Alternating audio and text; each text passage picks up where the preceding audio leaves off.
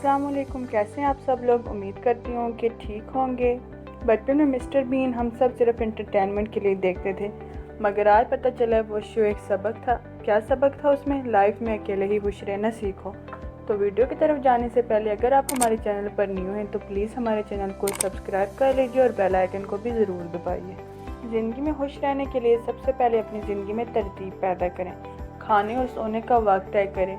गैर ज़रूरी ख्वाहिशात और दबाव से दूर रहें। वर्जिश करें। और एक ख़ास बात आपको बताती हूँ कि ज़िंदगी में देना शुरू कर दें। पैसे दें, किसी को वक्त दें, किसी को मशवरा दे दें, किसी को रास्ता दे दें, किसी को इल्म दे दें।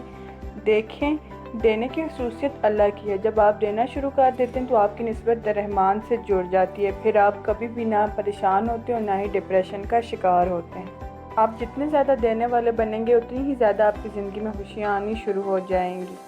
अब आप ये तय कर लें कि आपने हर महीने किसी को कुछ ना कुछ ज़रूर देना है। को टाइम दीजिए, खुशियाँ तलाश कीजिए, दूसरों के लिए आसानियाँ पैदा करें और जहन में जितने भी आपके बेजा ख्यालात आते हैं उनको झटक दिया करें। नेगेटिव सोच से खुद को दूर रखें, खुद को मनफी सोच से दूर रखें।